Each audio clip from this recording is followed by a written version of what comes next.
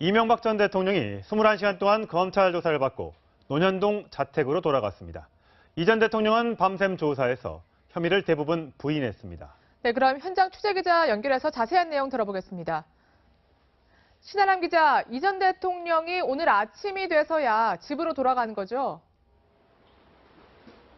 네, 이명박 전 대통령은 검찰 출석 21시간 만인 오늘 오전 6시 25분 이곳 서울중앙지검 청사를 나섰습니다.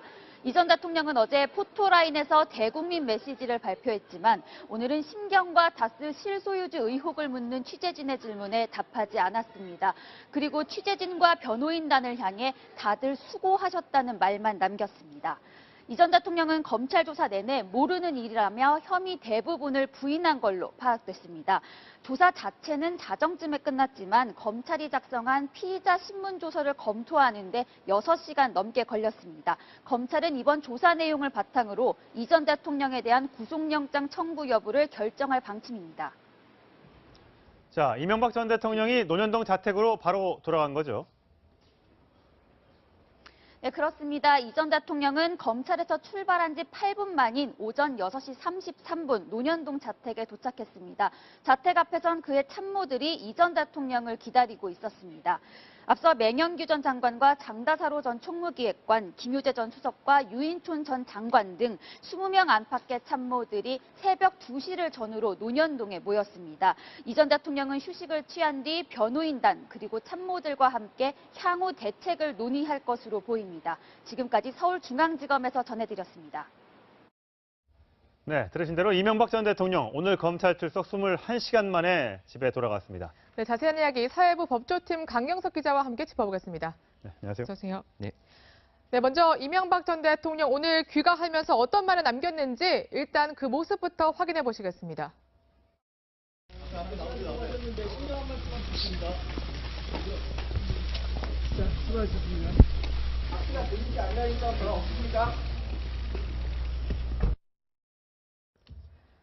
네, 강 기자가 일단 키워드를 좀 요약을 해봤죠. 첫 번째 네. 키워드는 뭡니까? 네, 1844일로 정했는데요. 바로 어제가 이제 이명박 전 대통령이 대통령직에서 퇴임한 지 1844일째 되는 날이었습니다. 예. 검찰 조사를 받으러 이제 간 건데 네. 무려 거의 뭐 7년 가까이 시간이 지난 거 아니었겠습니까? 그만큼 굉장히 오래된 시간이 지난 사건인데 지금 문재인 정부가 출범한 지 309일이 지났습니다. 그럼에도 불구하고 지금 이제 거의 1년 가까이 지났다는 얘기인데 적폐청산 수사가 시작되고 나서 지금까지 쭉 진행이 돼 왔고 실제로 이제 이명박 전 대통령이 검찰 포토라인에 서는 날까지 오게 된 것으로 보입니다. 예, 이명박 전 대통령 오늘 아침에 새벽에 귀가하는 모습을 보면 그렇게 피곤한 모습이 그렇게 얼굴에 나타나진 않습니다. 네. 예. 뭐 물론 포토라인 앞에서는 약간 여유 있는 표정을 보였는데요. 네. 저희 이제 앞에 나가 있던 취재진들이 그 네. 주변 인물들에게 물어봤었는데 심신이 지쳐 있었다. 네. 그러니까 상당히 조사를 장시간 동안 받으면서 그렇게 사실 체력적으로 굉장히 좀 지쳐 있던 상태였던 걸로 그렇게 파악이 됐었습니다. 화면과는 또 다른 네. 모습이군요. 그렇죠. 네. 귀갓길에도 지지자들이나 뭐 시위대들의 모습은 보이지 않네요. 네, 말씀하신 대로 그 과거에 전직 대통령들이 수사를 받으러 갈 때나 귀갓길에는 항상 지지자들이 많이 나왔었습니다. 뭐 예를 들어서 노무현 전 대통령 때는 노란 손수건, 그 예전에 이제 보면은 노란색 색깔로 하는 그 노무현 전 대통령 지지자들이 있었고, 예. 그리고 실제로 저 박근혜 전 대통령 지난해 수사 당시에는 그 태극기 집회가 많이 열렸었죠. 네. 그런데 올해는 이제 그런 모습들은 보이지 않았고 그 귀갓길에 이제 이명박 전 대통령과 가까웠던 전직 의원들 내지는 전직 장관들이 네. 자택에서 이 전 대통령을 기다렸던 것으로 파악됐습니다. 네. 오늘 가장 관심 있는 사람, 바로 화면에 이제 곧 보이는 저 모자 쓰고 있는 유인촌 전 문화체육관광부 장관입니다. 네. 과거에 이명박 정부 때 굉장히 화제가 많이 났었고 두 사람 사이 가까운 걸로 알려지고 있죠. 네, 맞습니다. 그 어제 유인촌 전 장관은 오늘 새벽의 모습. 그렇죠. 오늘 예. 새벽 1시 55분쯤 거의 새벽 2시가 다 돼서 이명박 전 대통령 자택으로 먼저 들어가서 기다리고 있었는데요. 예. 네. 이명박 전 대통령이 서울시장에 재임했을 때 당시에는 서울문화재단 이사장을 지냈고 예. 이명박 전 대통령이 대통령 시절에는 문체부 장관을 지냈었습니다. 아. 그렇죠. 그래서 당시에 이제 뭐 여러 가지 좀 뭐 오해도 있었고 또 실제로 이제 두 분의 인연이 약간 좀 특이했던 거는 이 1991년도에 나왔던 드라마 야망의 세월이라는 게 있었는데 그렇죠. 당시에 이제 주인공 역할이 유인촌 씨가 있었고 그 주인공이 이제 이명박 전 대통령이었거든요. 예. 뭐 그런 식으로 좀 인연도 좀 화제가 됐었습니다. 예. 네, 그 대선 당시에도 굉장히 유인촌 씨가 선거 유세에 적극 참여해서 이명박 전 대통령이 만약에 되면 유인촌 장관이 문체부나 뭐 한 자리를 맡을 것이다 이런 관측이 솔솔 나올 정도로 굉장히 좀 끈끈했던 것 같은데 지금까지도 좀 유지되고 있는 것 같습니다. 네, 맞습니다. 어제 보면은 그뭐 맹영규 전 안전행정부 장관이랄지, 뭐 예. 장다사로 기획관이랄지, 뭐 김의제 수석 그리고 또 뭐 이동관 수석 이런 분들이 자택에서 이명박 전 대통령을 기다렸거든요. 예. 지지자들은 없었지만 측근들 그리고 이재호 전 의원 같은 경우, 예. 권성동 법사위원장, 조혜진 네. 의원 네. 지금 보이시는 전 김효재. 인물들이 네. 어제 상황인데요. 어제 네. 이제 조사를 받으러 가기 전에 실제로 이제 자택에서 배웅을 해드렸고, 네. 저 중에 이제 또 측근들 한 6, 7명 정도는 자택으로 새벽으로 돌아와서 마중을 했다고 합니다. 예. 자, 이명박 전 대통령 귀가하면서 오늘은 특별한 메시지를 남기지 않았었고요. 어제 이제 검찰 출석에 앞서서 포토라인에서 이렇게 발언을 했습니다. 들어보시겠습니다. 저는 오늘 참담한 심정으로 이 자리에 섰습니다. 전직 대통령으로서 물론 하고 싶은 이야기도 많습니다만은 말을 아껴야 한다고 스스로 다짐하고 있습니다. 다만 바라건대 역사에서 이번 일로 마지막이 되었으면 합니다. 다시 한번 국민 여러분들에게 죄송스럽다는 말씀을 드립니다.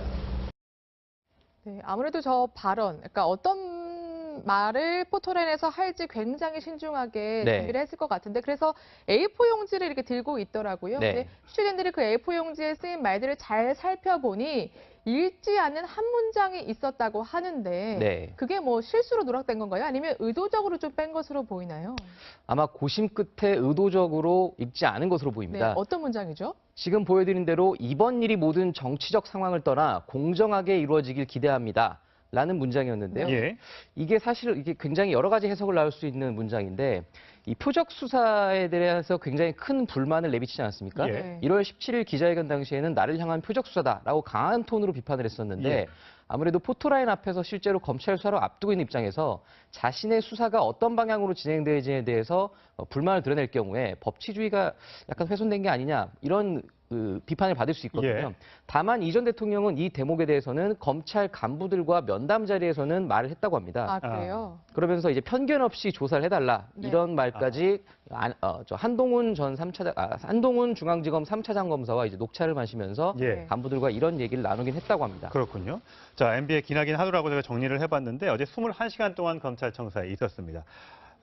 시간대별로 보자면 9시 22분 오전에 서울중앙지검에 도착을 했고요. 50분부터 조사가 시작돼서 14시간 동안 조사를 받고 오후 거의 자정이 다 된 시간에 조사는 끝났습니다. 네. 사실 그래서 새벽 한두 시면 나올 걸로 봤는데 조서 검토 시간이 굉장히 오래 걸렸습니다. 네, 이유가 맞습니다. 뭡니까? 그 조서 검토를 하는데 시간이 오래 걸리는 이유는 이게 바로 법정에서 증거로 제출되기 때문입니다. 그만큼 본인의 어떤 인정 내지는 불인정, 이 뉘앙스, 단어 하나 가지고도 법원에서는 굉장히 이거를 의미를 부여를 하거든요. 예. 그렇기 때문에 문서로 남겨지는 기록에 대해서 굉장히 민감하게 검토를 한 겁니다. 예. 그리고 아까 저 조사의 14시간을 조금 더 세분화시켜서 설명을 해드리면 예. 전반부에는 다스 관련 의혹에 대해서 7시간 가까이 조사를 했고 예. 그리고 후반부에는 나머지 뇌물수수 의혹에 대해서 7시간 가까이 조사를 했습니다. 예. 네. 그 중간에 이제 점심시간과 저녁시간이 1시간씩 있었고요. 예. 그렇게 해서 총 14시간 중에 절반씩 진행을 한 건데 네. 지금 보이시는 것처럼 이명박 전 대통령은 변호인들 4명이 돌아가면서 그 조사실 안으로 들어와서 입회를 예. 했고 예. 수사검사는 다스 관련해서 전반부에는 신봉수 부장검사 그리고 후반부에는 송경호 부장검사가 조사를 했고 예. 식사는 지금 보이시는 저 휴게실 1002호 휴게실에서 설렁탕과 곰탕을 시켜 먹었다고 합니다. 예. 네. 자, 그리고 하나 더 이제 또 포착된 것이 이 전 대통령이 이제 메고 온 넥타이였는데 하늘색을 메고 왔거든요. 네. 여기서도 조금 의미가 있다 이렇게 보시는 분들이 있더라고요. 네, 뭐 일부 이제 정치권에서 나온 얘기인데요. 이 하늘색 넥타이가 사실 2007년 대선 과정부터 이명박 전 대통령의 어떻게 보면은 뭐라고 할까? 상징 색깔? 상징적인 색깔로 이게 자리매김했었는데요. 예. 지금 화면처럼 대선에서 승리했을 당시에도 하늘색 넥타이를 착용했었고, 그러네요. 그리고 재임 시절에 오바마 전 미국 대통령과 정상회담을 했을 때도 하늘색 넥타이를 아. 나란히 메고 나왔던 장면이 아. 있었거든요. 예. 그래서 어제도 저 하늘색 넥타이를 보고 정치권에서는 그만큼 이 전 대통령이 어제 조사 당일을 굉장히 신경 쓰고 있었던 게 아니겠느냐 예. 이런 해석들이 나왔습니다. 자, 먼저 이 앞에 1844일을 먼저 짚어봤고요. 키워드, 두 번째 키워드도 있습니다. 어떤 겁니까?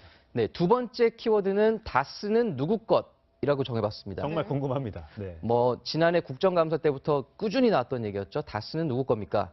결국 이명박 전 대통령에 대한 혐의도 가장 중요하고 이명박 전 대통령 혐의가 출발점이 다스에서 시작되고 있습니다. 네.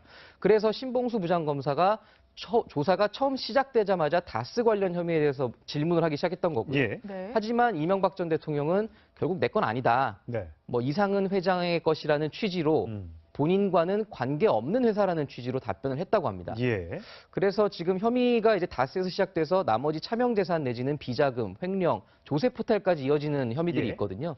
이거에 대해서도 이명박 전 대통령은 모두 부인을 하는 취지로 답변을 한 것으로 알려졌습니다. 네, 그러니까 지금 다스 관련해서도 혐의가 여러 가지잖아요. 예를 네. 들어서 이제 차명재산 의혹도 있고, 그리고 소송비용 대납도 있고, 그 밖에도 뭐 다른 의혹들도 있는데 다 전부 부인을 했다고 보면 되는 건가요? 네, 맞습니다. 또 특히 움직일 수 없는 물증이 있는 사건이 있었죠. 네. 바로 그 다스 관련해서 그 기록물들이 영포 빌딩 지하 2층에서 그렇죠. 발견된 건데 네. 이거에 대해서도 이명박 전 대통령은 나 실무적인 차원에서 일어났던 실수 같다. 네. 나는 전혀 관여한 바도 없고 전혀 모르고 있었다.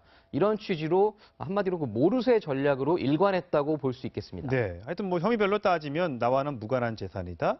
그다음에 삼성다 소송비용 대납은 수사 이전까지는 몰랐던 일이다. 네. 네. 그리고 국가정보원 특수활동비 이제 수수 관련돼서는 지시하거나 보고받은 적이 없다. 내가 어떻게 국정원 돈을 갖다 쓰느냐. 이렇게 또 부인을 했다고 하고요. 민간 영역에서 뇌물을 받았다는 의혹에 대해서는 나와는 무관하다. 측근들의 일탈까지는 내가 책임 못 지겠다. 뭐 이렇게 얘기를 했다고 합니다. 그러면 단 한 가지도 인정을 안 한 거예요? 뭐 아마 14시간을 조사받았는데? 뭐 예를 들어서 모든 사실관계를 부인하진 못했을 겁니다. 예. 왜냐하면 검찰이 수사 과정에서 단순하게 이런 혐의를 추궁하는 게 아니라 실제로 앞서 조사에서 관련자들 내지는 피의자들의 진술과 물증을 함께 제시하는 거거든요. 그래서 이명박 전 대통령은 어제 조사에서 뭐 김백준 전 기획관이랄지 이런 측근들의 진술을 전해 듣고 나서 정말 그런 진술을 받았느냐, 그럴 리가 없다 이런 식으로 부인하면서 그 측근들의 진술에 대해서 사실이 아니라는 취지로 혐의를 부인했다고 합니다. 예. 네, 이 전 대통령 어쨌든 대부분의 혐의를 부인하는 것으로 알려졌습니다. 그렇다면 정치권에서는 이 부분에 대해서 오늘 아침에 어떻게 반응을 했는지 잠시 살펴보고 돌아오겠습니다. 자유한국당은 이명박 전 대통령의 검찰 수사에 대해서 어떤 경우든 법 앞에 만인은 평등하고 또 그 법은 어떤 경우도 정치적 의도와 국민적 감정만을 가지고 법의 잣대는 이루어질 수 없기 때문에 오로지 검찰의 공정한 수사와 앞으로 결정에 따라서 저희들은 그 결정을 존중하겠습니다. 어제만 해도 민주당 추미애 대표는 범죄 혐의가 너무 많다라고 해서 네. 굉장히 비판을 했는데 오늘 아침 회의에서 저희가 민주당 관련된 발언을 좀 들어보려고 했는데 그 발언을 좀 자제하는 그런 모습을 보였습니다. 네, 아무래도 이명박 전 대통령의 이제 검찰 조사가 실제로 이루어졌고 이제 신병 처리가 그 초유의 관심사로 떠오른 예. 만큼 괜히 정치권에서 자극을 할 필요는 없다라는 판단한 것 같은데요. 네. 아마 뭐 이번 주 내지는 뭐 다음 주 결국 이명박 전 대통령에 대한 신병 처리가 이제 어떻게든 결론이 날 전망인데요. 예. 그 이후에 아마 정치권 반응이 추가로 나올 것으로 보입니다. 예. 네, 이명박 전 대통령에 대한 검찰 조사 주요 두 가지 키워드를 알아봤고요. 마지막 키워드가 있죠. 강 기자 뭡니까? 마지막 키워드는 히든 카드라고 네, 정해봤습니다. 히든 카드. 네, 이 키워드를 정한 이유는 이제 검찰이 이명박 전 대통령에 대한 직접 수사를 마치지 않았습니까? 하지만 이명박 전 대통령은 모든 혐의를 부인했습니다. 그렇죠. 그러면 검찰이 선택할 수 있는 방향은 이대로 검찰의 재판에 넘기느냐 내지는 이명박 전 대통령에 대해서는 혐의를 보강 수사해서 넘기느냐. 네. 그런데 이제 후자로 가게 될 경우에는 지금까지 이명박 전 대통령 측에서 예측하지 못했던 그런 사건들이 실제로 수사 선상에 올랐다는 걸 이제 언론에 보여질 수 있거든요. 네. 네. 예컨대 어제만 해도 김윤옥 여사에 대한 의혹이 보도가 됐었습니다. 어떤 겁니까? 그 김윤옥 여사가 이제 그 과거에 이팔성 전 우리금융지주 회장이 네. 사위적 이상주 삼성전자 전무를 통해서 수억 원을 전달했다라는 의혹이 이제 보도가 됐는데 이상주 전무의 입장을 듣기 위해서 저희가 여러 차례 접촉을 해봤지만 본인과는 실제로 저희가 통화를 하지 못했고 예. 다만 변호인 측에서는 부인하는 취지로 답변했습니다. 예. 네. 그런데 중요한 건 검찰의 반응인데요. 예전에 김윤옥 여사와 관련됐던 혐의가 원래 김희중 전 부속실장이 10만 달러를 건넸다. 국정원 특수활동비 예. 10만 달러를 건넸다는 의혹이 제기됐을 때만 해도 김윤옥 여사에 대한 소환 조사 계획이 없다라고 단호하게 말했었습니다. 예. 네. 하지만 어제 이 첫 보도가 나온 이후에 검찰에서는 이런 진술을 확보하고 수사 중인 건 맞다. 아, 그러니까 마치 이게 전체가 틀렸다라는 취지는 아니었거든요. 예. 그러니까 이명박 전 대통령에 대한 수사가 그리고 이제 조사가 끝났기 때문에 예. 실제로 이제 조서 내용들을 검토를 해보고 이명박 전 대통령에 대한 혐의를 추가하기 위해서 전격적으로 김윤옥 여사에 대한 혐의를 수사할 가능성이 열려 있다라는 대목으로 해석되는 겁니다. 아, 네. 그렇다면 사위가 뇌물이든 뭐 정치자금이든 뭐 후원금이든 어떤 명목으로 이팔성 회장으로부터 돈을 받아서 그걸 장모한테 갖다 줬다. 이렇게 증언했다는 것을 검찰이 확보했다. 그럼 이걸 가지고 이명박 전 대통령 측을 압박하는 히든카드로 사용할 것이다. 네. 인가요? 뭐 그런 비슷한 취지로 해석할 수 있습니다. 과거에도 이런 전례가 있었는데요. 노무현 전 대통령에 대한 검찰 수사가 이루어졌었죠. 예. 그리고 실제로 노무현 전 대통령이 검찰청사에 나와서 조사를 받고 귀가한 이후에 예. 당시 권양숙 여사에 대한 100만 달러 수수 혐의가 제기됐었습니다. 그랬었죠. 그게 5월 초였는데요. 네. 당시 이제 정상문 전 총무비서관을 통해서 100만 달러를 건네받았다는 의혹이 5월 초에 제기됐었습니다. 예. 그러면서 검찰도 제소한 가능성에 대해서 부인하지 않았었거든요. 예. 이런 상황이 이번 이명박 전 대통령 수사 과정에서도 되풀이되지 않으라는 법은 없을 것 같습니다. 아, 아무래도 가족이 이게 거론되고 사법 처리 대상에 오른다고 한다면 본인의 입장에서는 굉장히 심적 압박을 느낄 수밖에 네. 없는 거죠. 맞습니다. 아무래도 가족과 관련된 것들은 특히나 이제 굉장히 신경을 쓸 수밖에 없는데요. 이상득 전 의원이랄지 이상은 다스 회장이랄지 친형들도 검찰 조사를 그렇죠. 받았고 아들 이시영 씨도 검찰 조사를 받았고 그랬죠. 하지만 아직까지 부인만 했고 또 아직 구속 상태로 재판에 조사를 받거나 재판에 넘겨지는 상황은 없었거든요. 네. 하지만 실제로 부인에 대한 김인옥 여사에 대한 조사까지 이어질 경우에는 이명박 전 대통령 측에서 굉장히 부담을 느낄 수 있거든요. 예. 그렇기 때문에 검찰도 이거를 공공연하게 내비치지는 않겠지만 은연중에 물밑에서 수사를 해서 실제로 혐의가 드러나게 되면 나오는 대로 수사를 했다라는 이제 설명이 가능하거든요. 예. 그래서 이 상황은 아마 조금 더 지켜봐야 될 것 같습니다. 네. 네, 이제 이 전 대통령이 오늘 어쨌든 귀가를 했는데 뭐 정치적인 부담이 있을 것이다 이런 관측도 나오지만 검찰에서는 이 전 대통령에 대해서 구속영장을 청구할 거다 이렇게 무게를 두고 있는 것 같아요. 특별한 네. 이유가 있습니까? 아무래도 이게 거의 이제 기정사실화된 것처럼 많이 얘기를 거론이 네. 되고 있는데요. 그 이명박 전 대통령에 대한 혐의가 이제 가장 20개 가까이 되지 않겠습니까? 그런데 이제 예를 들면 김백준 전 총무기획관이 어제 첫 재판에 나와서도 실제로 이명박 전 대통령에 굉장히 불리한 취지로 본인이 직접 자청을 해서 진술을 했거든요. 예. 네.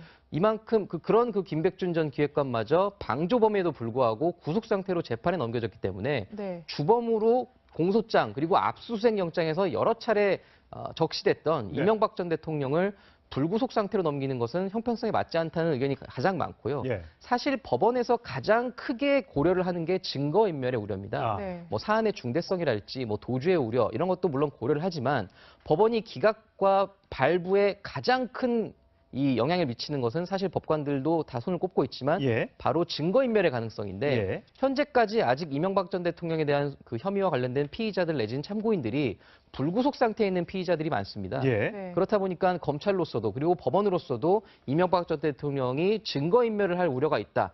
이제 이런 취지로 구속영장을 발부할 수 있다는 가능성이 제기되고 있거든요. 네. 그래서 검찰도 이제 조만간 수사 결과를 종합을 해서 대검에 보고를 하고 문무일 검찰총장 그리고 또 법무부 장관의 의견을 들어서 청와대로 보고를 한 뒤 결정을 할 것으로 보입니다. 예. 장 기자가 조금 전에 소개해줬던 것처럼 이명박 전 대통령이 1844일 만에 검찰에 섰고요.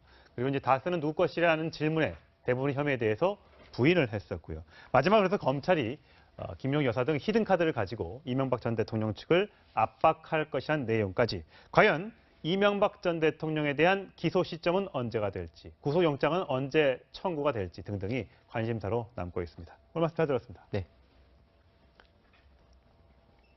안희정 전 충남지사가 어제 성폭행 혐의로 또 고소를 당했습니다. 안 전 지사의 비서 김지은 씨에 이어서 두 번째입니다.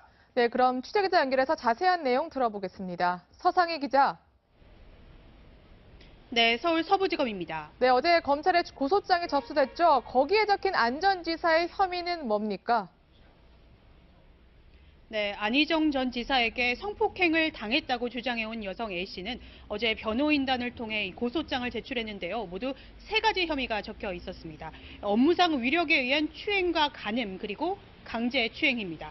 A씨는 2015년 10월부터 지난해 1월까지 안 전 지사로부터 성폭행 3번, 그리고 성추행 4번 등 모두 7차례에 걸쳐 성폭력을 당했다고 주장하고 있습니다. 모두 안 전 지사가 현직 도지사였던 시점입니다.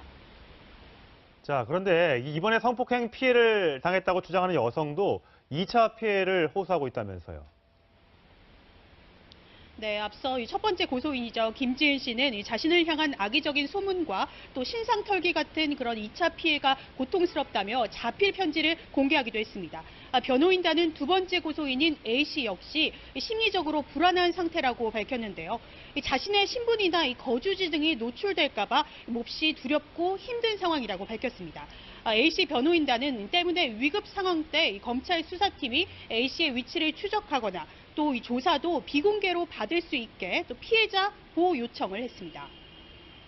네, 그렇다면 안희정 전 지사에 대한 소환 조사 언제쯤으로 예상할 수 있을까요?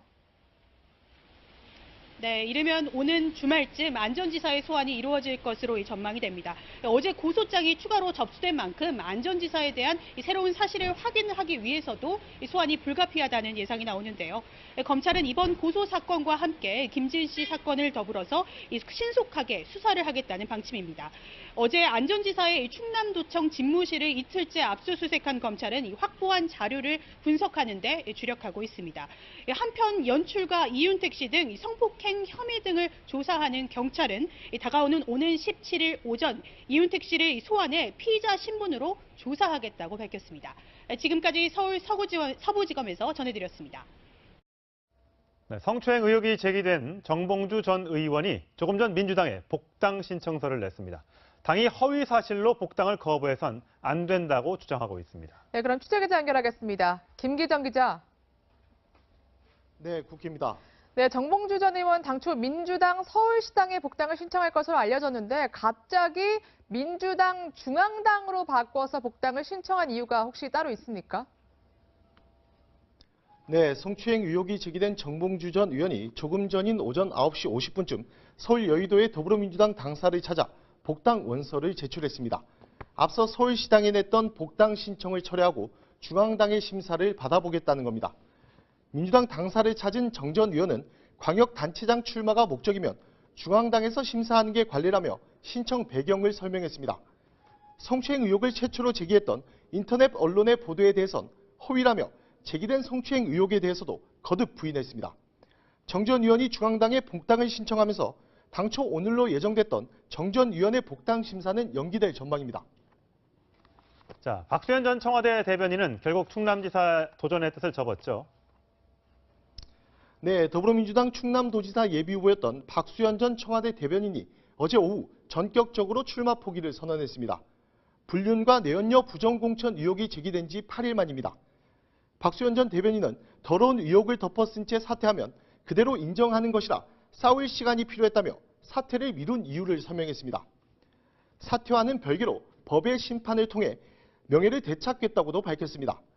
민주당은 문재인 정부의 성공을 위한 희생과 헌신이라며 박 예비후보의 결단에 감사하다고 밝혔습니다. 지금까지 국회에서 전해드렸습니다.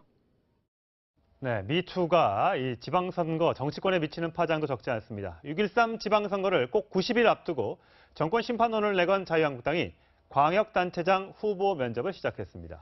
네, 가장 먼저 선거 준비에 뛰어들었지만 고민도 많아 보입니다. 박준혜 기자의 보도입니다. 앉았다 섰다 두리번거리고 농담인 듯 농담 아닌 신경전도 주고받습니다. 면접 시험처럼 어떤 거 해야 되지? 말하는 좋았어. 기념 촬영 때도 눈치를 살피더니 면접장에 들어서서는 너나 할 것 없이 90도 인사로 바쁩니다. 자유한국당이 전국 17개 시도 광역단체장 후보 면접을 시작으로 공천 채비에 나섰습니다. 하지만 당내 유력 후보들 상당수가 공천 면접 대상에서 빠졌습니다. 서울시장 후보군으로 거론되는 이석연 전 법제처장, 오세훈 전 서울시장, 김병준 전 국민대 교수와 충남의 이인재 전 의원, 경남의 윤한홍 의원 등은 아직 공천 신청을 하지 않았습니다. 이 때문에 주요 지역의 경우 경선보다 전략 공천 가능성이 높다는 관측이 우세합니다. 경선을 함으로써 시너지 효과가 나야 됩니다. 경선을 위한 경선은 의미가 없죠. 한국당은 다음 주 전략 공천 지역을 선정, 발표할 계획입니다. 하지만 전국 17곳에 공천 신청자가 31명에 그치고 전남 전북은 아예 지원자가 없어 인물란만 드러냈다는 지적도 나옵니다. 채널A 뉴스 박준회입니다. 네, 정치인이 자기가 쓴 책을 파는 일은 때때로 액수를 공개할 필요가 없는 기부금 창구로 간주되곤 했습니다.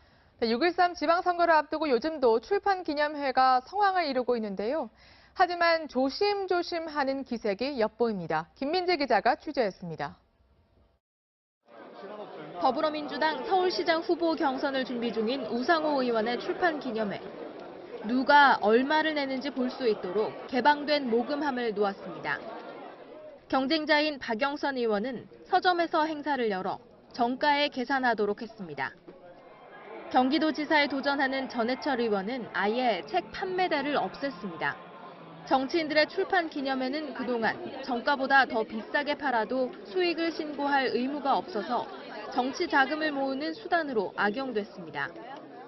높은 당 지지율에도 당에서 성추문 등 논란이 끊이지 않은 상황에서 비판을 의식해 몸을 한껏 낮춘 듯한 모습입니다.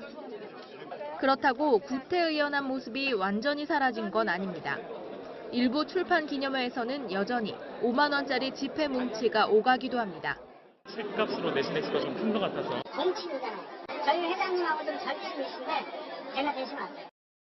책 판매 수익을 신고하게 하는 등 출판 기념회를 제한하는 법안들이 번번이 국회 문턱을 넘지 못한 결과입니다. 이제는 정치인들의 의지에만 맡기는 대신 편법적인 정치자금 모금의 통로가 되지 않도록 제도적 뒷받침이 필요해 보입니다. 채널A 뉴스 김민지입니다.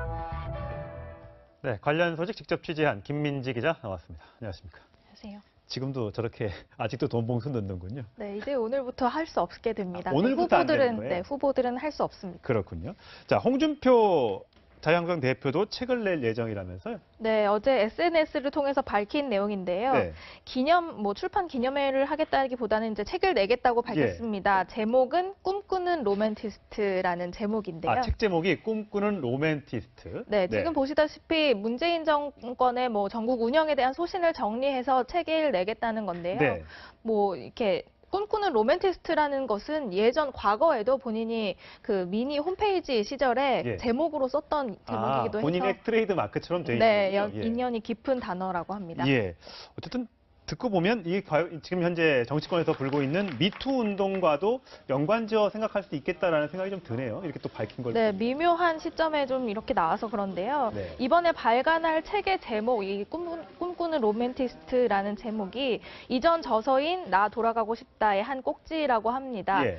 여기에는 지난 대선에서 논란이 됐던 학창 시절 에피소드가 실려 있어서 이제 주목을 받았던 책이기도 합니다. 이번 책에는 또 어떤 내용이 담겨 있을지 논란이 된 대목은 이번에 좀 빠지지 않을까라는 생각을 좀 해봅니다. 그렇습니다. 자, 정봉주 전 의원 얘기를 해보도록 하겠습니다.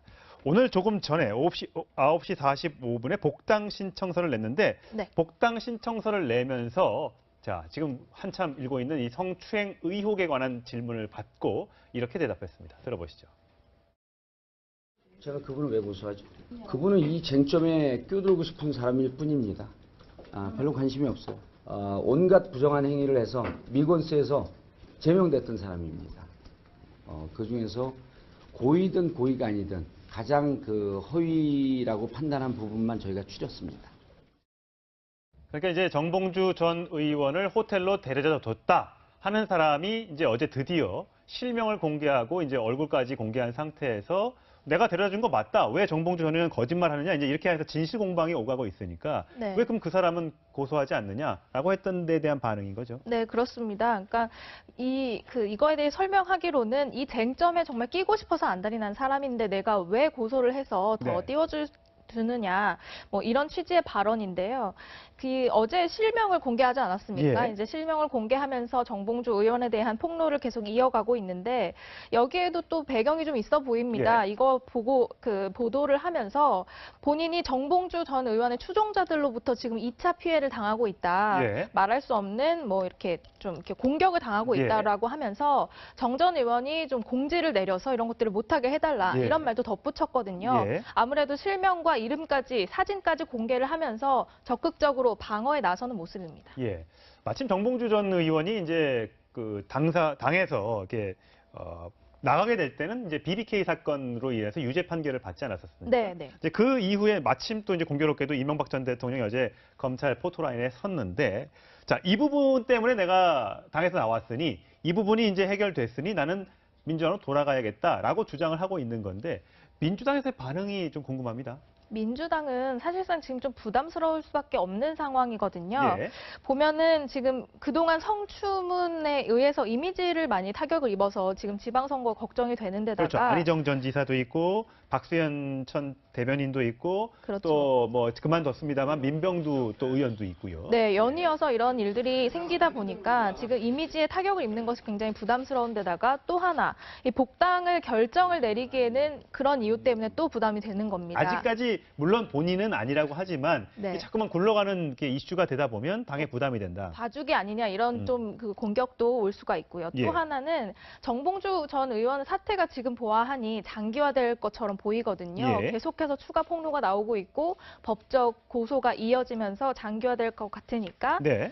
좀 그런 것도 있고 마지막으로는 민주당이 그동안은 이 성범죄에 대해서만큼은 불관용 원칙을 고수하겠다고 그랬죠. 얘기를 한 적이 있어요. 네. 그렇기 때문에 좀 이렇게 엄하게 엄한 기준으로 봐야 된다 이런 생각을 하고 있는 것 같습니다. 자, 일단 정봉주 전 의원과 이 닉네임 민국파의 이 이름을 공개했으니까 저 소개를 해드리면 정대일 씨인데 네. 이 두 사람이 계속해서 이제 SNS 등을 통해서 이제 맞붙고 있는 거잖아요.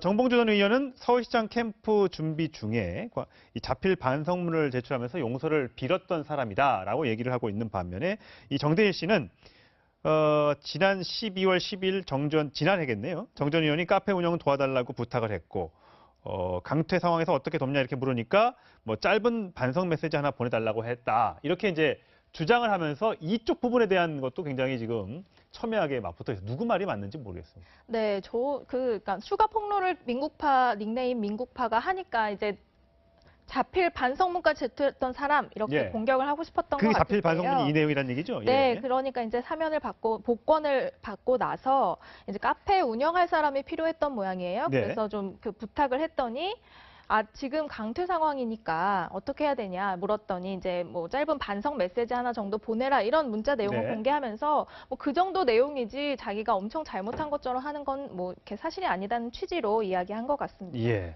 자, 정봉주 전 의원의 이 복당 신청이 어떻게 받아들여질지 여부는 조금 더 시간을 두고 좀 지켜봐야 할 것 같습니다. 네. 안희정 전 충남지사 얘기로 넘어가 보도록 하겠습니다. 어제 두 번째 피해자라고 주장하는 여성이 변호사를 통해서 이 고소장을 제출했는데요. 그 장면 보시겠습니다. 여러 개라서 제가 하나하나 다 말씀드리기가 좀 그렇네요. 저희 유력추행, 유력가는 강제추행 포함되어 있고요. 죄명은 3개고요. 범죄 사실은 7개가 맞습니다. 거기까지 말씀드릴게요. 자, 김지은 씨와는 다른 점이요. 강제추행 혐의가 포함되는데 이 부분을 포함시킨 게 이제 폭력이나 협박 이런 게 있었다는 얘기인가요? 네, 그렇습니다. 지금 나머지는 공통적으로 김지은 씨와 똑같이 겹쳐지는 부분인데요. 새로 네. 들어간 게 강제추행 부분입니다. 예. 이것을 보면요. 폭행 또는 협박이 있으면 인정이 되는 부분인데 네. 인정이 되면 10년 이하의 징역까지 나올 수도 있는 그런 예. 죄명입니다. 예. 그러니까 반항이 어려울 정도의 폭행이나 협박이 있다면 인정이 된다는 건데 지금 보시면 이제 상하 관계가 있지 않습니까? 예. 상급자였고 또 A씨 피해 여성 주장하는 여성이 더 좋은 민주주의 연구소의 직원이었기 때문에 예. 상급자 하급자의 관계로서 봤을 때 이런 점들을 어느 정도 이야기를 했기 때문에 이런 강제추행 혐의도 포함시킨 것으로 보입니다. 사실 그동안 뭐 여러 차례 안희정 전 지사 측에서는 이게 그냥 합의하에 또는 사랑하는 사이였다라고 주장을 하고 있기 때문에 만약에 이 부분까지 사실로 드러난다면 안 전 지사의 도덕성에는 큰 타격이 될 수밖에 없을 텐데요. 그렇죠. 네. 자, 이 두 사람이 각각 성폭력을 당했다고 주장하는 시점이 교묘하게 좀 다르다면서요. 네, 겹치지는 않습니다. 예. 그러니까 최초 폭로자인 김지은 씨는 2017년 7월, 작년 7월부터 올해 2월까지로 이야기를 했는데 두 번째 피해자는 그 전입니다. 2015년 10월부터 2017년 1월까지라서 사실상 그래픽이 나가니까 먼저요. 김지은 씨가 4차례 성폭행을 당했다고 주장하는 시점이 작년 7월과 8월, 9월, 그러니까 석 달 내리였고요. 네. 올해 2월 25일 날 마지막으로 당했다고 얘기를 했습니다. 그렇습니다. 근데 반면에 이제 A 씨, 두 번째 피해자는 지금 보면은 2015년 10월부터 4차례 성추행은 있었는데 2015년 충남이나 서울 근교에서 식당 이런 데서 추행을 당했다 이렇게 주장을 하고 있고요.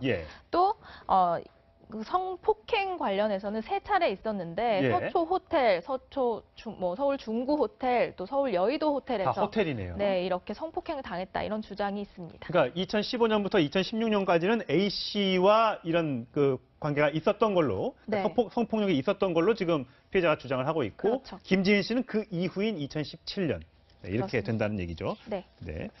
자, 이 안희정 측은 어쨌든 해명을 제가 소개시켜드리지 않을 수가 없기 때문에 이렇게 해명을 해왔습니다. A 씨 또 김지은 씨와는 마찬가지로 좋은 감정 갖고 만났던 사이다. 구체적인 만남은 세세하게 기억하지 못한다. 이렇게 밝혀왔습니다. 안희정 전 지사가 언제쯤, 이르면 이번 주말쯤 소환될 예정이라고 하니까 그 내용도 좀 지켜봐야 될 것 같고요. 자, 마지막 인물로 박수현 전 청와대 대변인. 끝까지 버틸 것 같았던 박수현 전 대변인 결국 자진 사퇴를 했습니다. 네, 당의 결정을 받아들이겠다고 하면서 어제 사퇴문을 발표를 했는데요. 거기 내용에 보면요. 당초 3월 6일 날 이미 사퇴의 마음을 먹었지만 갑자기 악의적인 의혹들이 나와서 어떤 그 상황 변화가 생겼다. 그러니까 저 3월 6일이라는 게 안희정 전 지사의 이 김지은 씨 최초 폭로가 나온 그 시점입니다. 네, 그 시점인데요. 그때부터 이미 안 될 것 같다는 생각이 들어서 사퇴의 마음을 굳혔지만 본인에 대한 어떤 의혹들이 이제 쏟아져 나오기 시작했거든요. 그래서 의혹을 덮어쓴 채로 사퇴하는 것은 그것을 인정하는 것이기 때문에 싸울 시간이 필요했다.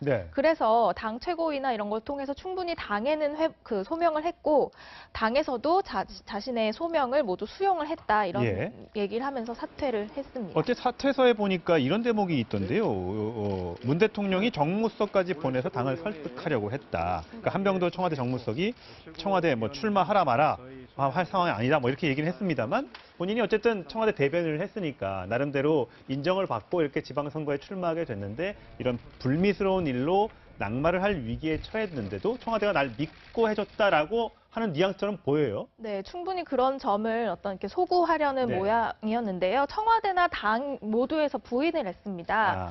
먼저 한병도 정무수석 같은 경우에는 청와대가 출마를 하라 마라 할 상황은 아니다 이렇게 했고요. 당 관계자는 청와대는 그냥 당의 결정을 따르겠다는 입장일 뿐 이래라 저래라 하지는 않는다 이렇게 부인을 한 상황입니다. 자, 박수현 전 청와대 대변인은 안희정 전 지사의 최측근으로 알려져 있죠. 안희정 전 지사가 어떻게 보면 이제 낙마를 하게 되면서 이 박수현 전 대변인도 비슷한 길을 걷게 돼서 지지하는 분들의 입장에서는 되게 안타까운 일이 되겠습니다만 본인이 만약 정말 그 제기됐던 의혹들이 사실이 아니라면 법적 다툼을 통해서 증명해 내길 바라겠습니다. 자, 오늘 말씀 잘 들었습니다. 고맙습니다. 다음 소식입니다. 이 정의용 국가안보실장과 서훈 국가정보원장이 한반도 주변국 연쇄 방문을 마무리 짓고 오늘 문재인 대통령에게 그 결과를 보고합니다. 청와대는 북한을 상대로 비핵화 문제와 평화협정 체계를 한꺼번에 일괄 타결하는 방안을 검토하고 있습니다. 청와대 취재기자 연결합니다. 최재원 기자. 네, 청와대 춘추관입니다. 자, 정의용 실장 오늘 보고한다고요? 네, 그렇습니다. 정의용 국가안보실장은 오늘 오전 인천공항을 통해 귀국했습니다. 중국 시진핑 주석과 러시아 라브로프 외무장관 등과 만나 방북 결과를 설명하고 북한 비핵화 문제를 협의했습니다. 정 실장은 중국과 러시아 양국 지도자들이 한반도 상황의 긍정적 발전과 남북 화해 분위기를 크게 환영하며 문 대통령의 노력을 높이 평가했다고 밝혔습니다. 특히 시진핑 주석은 단단한 얼음이 녹으면 봄이 오고 꽃이 핀다는 중국 옛말을 소개하면서 적극 지지한다는 뜻을 밝혔다고 전했습니다. 이에 앞서 서훈 국가정보원장은 일본을 방문해 아베 총리와 만났는데요. 정 실장과 서 원장은 오후에 문재인 대통령에게 한반도 주변국 연쇄 방문 결과를 보고합니다. 네, 청와대는 비핵화와 평화협정 문제를 북한과 한꺼번에 타결하겠다 이런 방안을 검토하고 있다면서요. 네, 그렇습니다. 과거 실패했던 비핵화 협상과는 다른 방식으로 추진하겠다는 겁니다. 청와대 관계자는 기자들과 만난 자리에서 복잡하게 꼬인 매듭을 하나씩 푸는 방식이 아니라 고르디우스의 매듭을 끊는 방식이 되지 않겠냐고 설명했습니다. 고대 알렉산더 대왕이 전차에 얽힌 매듭을 일일이 푸는 대신 단칼에 잘라버린 일화를 예로 든 건데요. 북한의 비핵화 조치에 맞춰 보상을 제시했던 과거의 단계적 조치 대신 북한의 비핵화와 평화협정 문제를 한꺼번에 논의하고 합의점을 이끌어낼 수도 있다는 겁니다. 지금까지 청와대 춘추관에서 전해드렸습니다.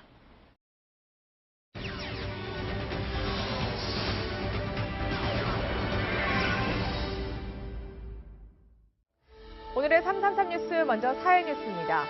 전국에 비가 내리고 있습니다. 봄비는 반가운데 빗길 사고도 잇따랐습니다. 오늘 새벽 2시 50분쯤 서울 구로구 서부 간선도로를 달리던 5톤 트럭이 빗길에 미끄러져 중앙 분리대를 들이받았습니다. 이 사고로 운전자 38살 임모 씨가 다쳐 병원으로 이송됐습니다. 서울 청담동의 한 오피스텔, 사람이 매달려 있습니다. 굉장히 위태로워 보이는데요. 소방대원들이 아래층 창문으로 다행히 끌어내려서 무사히 이렇게 구조를 하고 있습니다. 오늘 새벽 한 여성이 전 남자친구와 말다툼을 한 뒤 창문 밖으로 투신을 시도한 겁니다. 다행히 남자친구가 여성을 극적으로 잡아 버티면서 생명을 건졌습니다. 한 남성이 사찰 정원에 있는 불상 앞으로 다가가죠. 잠시 후 이렇게 시조하면서 현금을 꺼냅니다. 이렇게 충북 청주와 증평 등 지역 교회와 사찰을 돌며 총 500여만 원을 훔친 50대가 붙잡혀 구속됐습니다. 뭘 조상신이 시켜서 그렇게 그랬다고 하죠. 조상신이 누가 뭐 조상이 나쁜 짓 하라고 시켜. 변명하는 거죠. 신도 행세를 하면서 감시가 소홀한 틈을 노린 건데요. 벌써 4번째 구속입니다. 다음은 인물 뉴스입니다. 향년 76세로 타계한 스티븐 호킹 박사. 노벨상 수상자로 많이 알고 계시죠? 그런데 사실은 노벨상과는 인연이 없었습니다. 이 호킹 박사가 주장했던 빅뱅 이론 등이 현재의 기술로는 검증할 방법이 없기 때문입니다. 그럼 나중에라도 만약에 입증되면 받을 수 있을까요? 이 노벨상은 생존한 사람에게만 주기 때문에 그것 또한 어려워 보입니다. 미국 트럼프 대통령에게 트위터로 해고 통보를 받은 틸러슨 전 국무장관 고별 기자회견에서 이렇게 말했습니다. I close by thanking all for the privilege of serving beside you for the last 14 months. Importantly, to the 300+ million Americans, thank you. 네, 그러니까 트럼프 대통령에게만 감사 인사를 안 한 겁니다. 이 틸러슨 장관의 경질에 반발한 골드스타인 차관도 바로 해임됐습니다. 원조 한류 스타 배용준 씨가 자신의 연예기획사 키스트를 SM 엔터테인먼트에 매각하면서 거둔 차액이 350억 원 정도입니다. 특히 대금 일부를 주식으로 받아서 배용준 씨는 SM그룹의 3대 주주가 됐습니다. 마지막으로 생활 뉴스 살펴보겠습니다. 당뇨병 환자 중에서 주 5, 6회 운동하는 환자는 운동을 하지 않는 환자보다 사망 위험이 33% 줄었다는 연구 결과가 나왔습니다. 이 운동이 심혈관 질환과 고지혈증 위험을 낮추기 때문인데요. 다만 주 7회 매일 운동하는 건 그 효과가 반감된다고 합니다. 지난해 스타벅스가 한국 진출 18년 만에 처음으로 매출 1조 원을 돌파했습니다. 1,000원에 팔리는 한 편의점 원두커피도 출시 2년 남짓 만에 1억 잔 판매를 돌파했는데요. 커피 소비도 양극화되고 있는 겁니다. 이르면 올해 하반기부터 주택연금에 가입된 주택도 월세를 놓아서 추가로 임대 수익을 얻을 수 있게 됩니다. 지금은 불가피한 사정이 있어도 주택연금을 받기 위해서는 집을 비워둬야 했습니다. 지금까지 333 뉴스였습니다. 어제와는 사뭇 다른 날씨죠. 오늘 봄비가 대지를 촉촉히 적시고 있습니다. 조금 쌀쌀함까지 도는데 다행히 비가 오면서 어제 찾아왔던 고온 현상은 한층 누그러들었습니다. 어제는 서울이 22도 전후로 기상 관측이 시작된 이후 3월 중순 최고 기온을 기록했는데요. 안성이 전국에서 가장 높은 25.7도까지 올랐고 광주와 대구가 24도를 웃돌면서 초여름 더위를 보인 곳도 많았습니다. 고온 현상은 오늘 전국에 단비가 내리면서 바로 해소될 걸로 보이고요. 이렇게 비가 내리면서 봄꽃도 조금은 일찍 찾아볼 수 있을 것으로 기대를 하고 있습니다. 지금까지 서울 양재동 화훼 공판장에서 채널A 뉴스 남혜정입니다. 에 대한 혐의를 추가하기 위해서 전격적으로 김윤옥 여사에 대한 혐의를 수사할 가능성이 열려 있다라는 대목으로 해석되는 겁니다. 그렇다면 사위가 뇌물이든 뭐 정치자금이든 뭐 후원금이든 어떤 명목으로 이팔성 회장으로부터 돈을 받아서 그걸 장모한테 갖다 줬다. 이렇게 증언했다는 것을 검찰이 확보했다. 그럼 이걸 가지고 이명박 전 대통령 측을 압박하는 히든카드로 사용할 것이다. 네. 얘기인가요?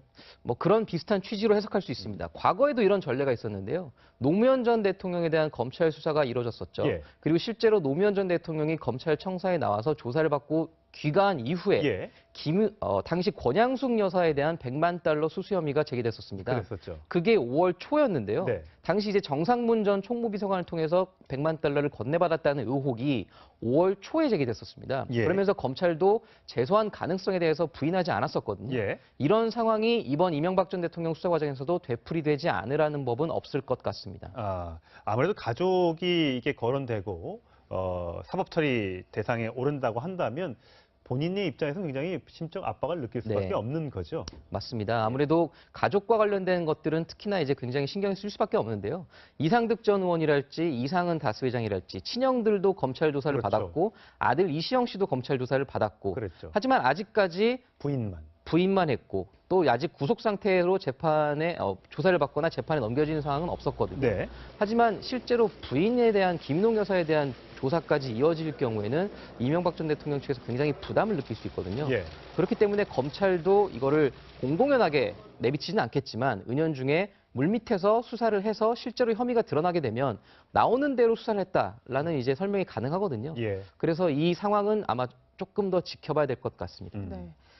네, 이제 이 전 대통령이 오늘 어쨌든 귀가를 했는데 뭐 정치적인 부담이 있을 것이다 이런 관측도 나오지만 검찰에서는 이 전 대통령에 대해서 구속영장을 청구할 거다 이렇게 무게를 두고 있는 것 같아요. 특별한 이유가 있습니까? 아무래도 이게 거의 이제 기정사실화된 것처럼 많이 얘기를 거론이 되고 있는데요.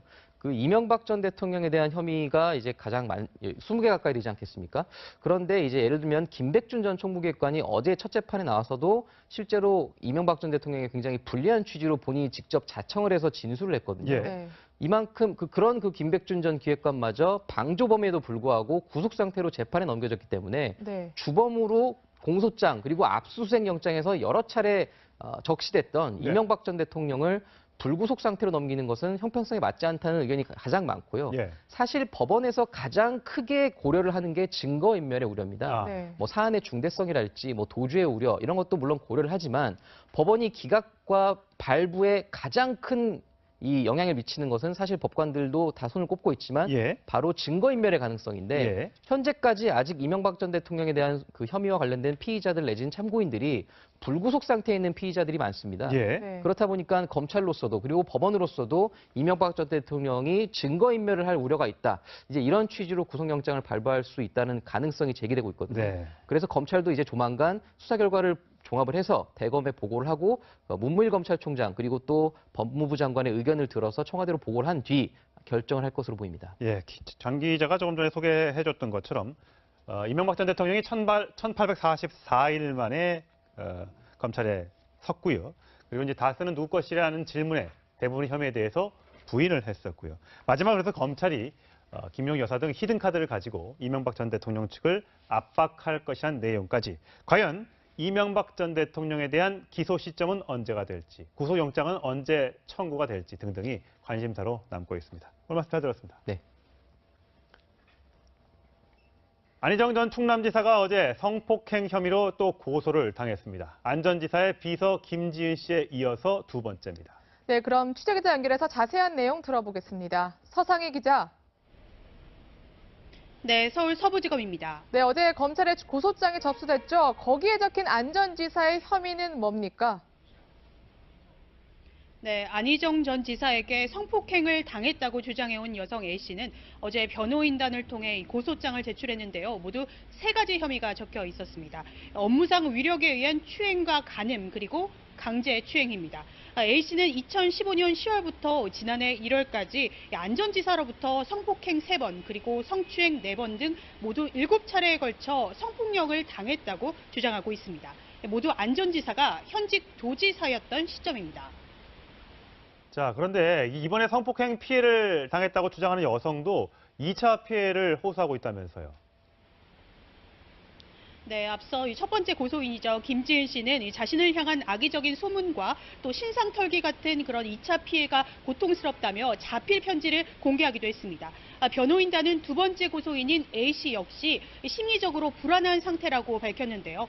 자신의 신분이나 거주지 등이 노출될까 봐 몹시 두렵고 힘든 상황이라고 밝혔습니다. A씨 변호인단은 때문에 위급 상황 때 검찰 수사팀이 A씨의 위치를 추적하거나 또 이 조사도 비공개로 받을 수 있게 또 피해자 보호 요청을 했습니다. 네, 그렇다면 안희정 전 지사에 대한 소환 조사 언제쯤으로 예상할 수 있을까요? 네, 이르면 오는 주말쯤 안전지사의 소환이 이루어질 것으로 전망이 됩니다. 어제 고소장이 추가로 접수된 만큼 안전지사에 대한 새로운 사실을 확인하기 위해서도 소환이 불가피하다는 예상이 나오는데요.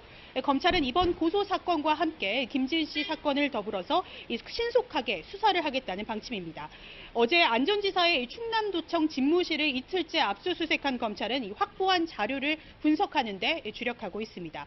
한편 연출가 이윤택 씨 등 성폭행 혐의 등을 조사하는 경찰은 다가오는 오는 17일 오전 이윤택 씨를 소환해 피의자 신분으로 조사하겠다고 밝혔습니다.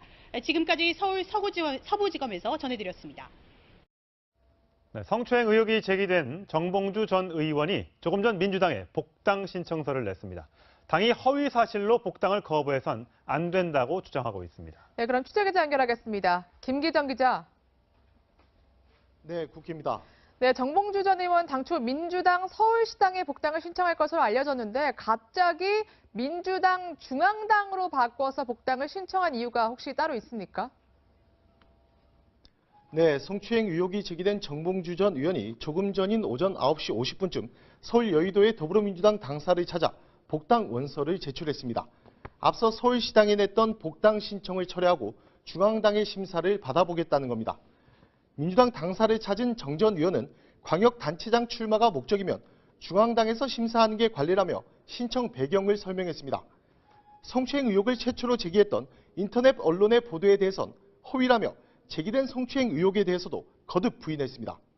정 전 의원이 중앙당에 복당을 신청하면서 당초 오늘로 예정됐던 정 전 의원의 복당 심사는 연기될 전망입니다. 자, 박수현 전 청와대 대변인은 결국 충남지사 도전의 뜻을 접었죠. 네, 더불어민주당 충남도지사 예비후보였던 박수현 전 이명박 전 대통령이 21시간 동안 검찰 조사를 받고 논현동 자택으로 돌아갔습니다. 이 전 대통령은 밤샘 조사에서 혐의를 대부분 부인했습니다. 네, 그럼 현장 취재기자 연결해서 자세한 내용 들어보겠습니다. 신하람 기자, 이 전 대통령이 오늘 아침이 돼서야 집으로 돌아가는 거죠? 네, 이명박 전 대통령은 검찰 출석 21시간 만인 오늘 오전 6시 25분 이곳 서울중앙지검 청사를 나섰습니다. 이 전 대통령은 어제 포토라인에서 대국민 메시지를 발표했지만 오늘은 신경과 다스 실소유주 의혹을 묻는 취재진의 질문에 답하지 않았습니다. 그리고 취재진과 변호인단을 향해 다들 수고하셨다는 말만 남겼습니다. 이 전 대통령은 검찰 조사 내내 모르는 일이라며 혐의 대부분을 부인한 걸로 파악됐습니다.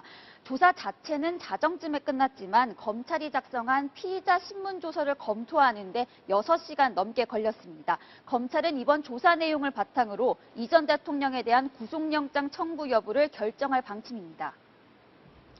자, 이명박 전 대통령이 논현동 자택으로 바로 돌아간 거죠.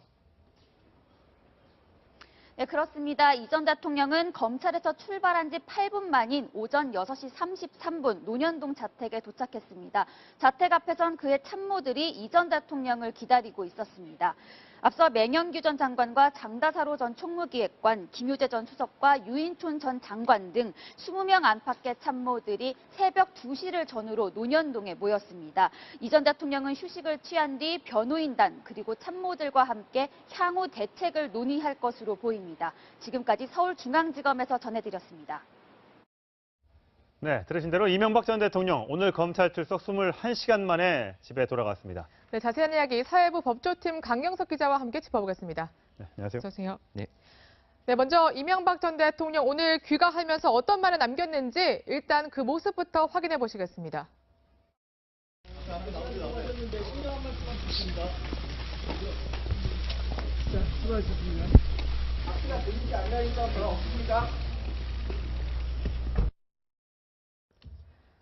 네, 강 기자가 일단 키워드로 좀 요약을 해봤죠. 첫 번째 네. 키워드는 뭡니까?